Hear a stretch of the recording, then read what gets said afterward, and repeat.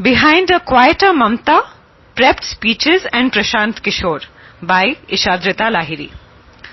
What many deemed completely impossible has happened. Mamata Banerjee has quietened down. Consider this. Banerjee is now reading out her speeches. She took a measured view on an issue of as much national significance as the scrapping of Article 370 instead of shooting off her mouth, and she is not walking miles ahead of the panting Kolkata police and Trinamool leaders in a similar state during her signature michils or parades anymore. Everyone in Kolkata's political circles has noticed Banerjee's new approach, and the verdict is clear on who is behind this makeover. Prashant Kishor. Silence on Kashmir.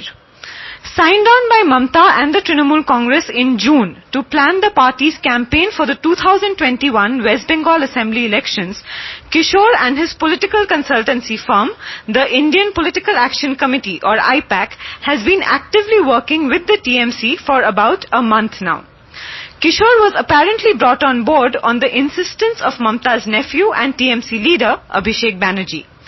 While glimpses of the PK magic was visible in the party's functioning over the last few weeks, it was probably most visible on Monday, 5th August, when the Chief Minister maintained silence on the Narendra Modi government's move to revoke Jammu and Kashmir's special status.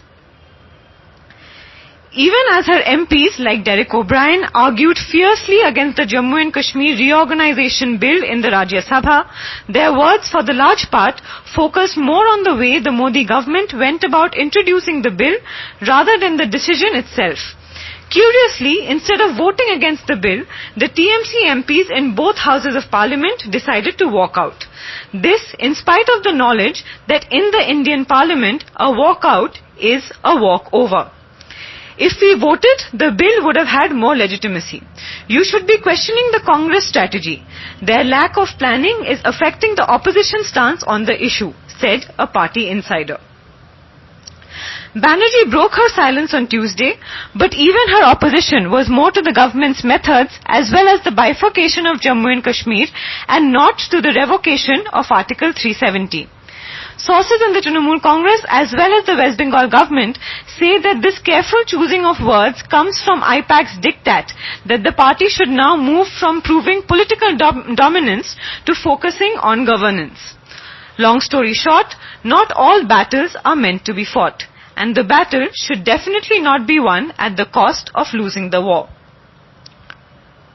Silencing Mamata.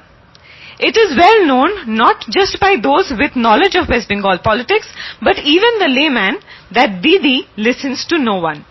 When Kishor signed up to steer the Trinamool Congress, Mamata Banerjee was at her volatile best. Her outbursts with regard to the BJP's provocative Jai Shri Ram chants had made national headlines, and storming out of her car to verbally abuse BJP cadre did not go down well with many even within the party. Cut to 2 months later, Mamata Banerjee holds a Save the Environment walk down the most elite localities of South Kolkata. The walk culminates at a heritage theatre hall in the area, and for the first time in a long time, Mamata Banerjee read out her speech from a piece of paper. In between, she stops, turns to Tourism Minister Bratto Basu, who was on the dais with her, and says, "Bratto, how many buses are you giving us during Pujo? Please also involve the puja committees. They will have insightful inputs to give." And just like that, without an all-out battle against the BJP, she tackled the issue of puja committees in the state shifting towards the Saffron Party, a huge deal in a state where the Durga Puja is as much cultural as it is political.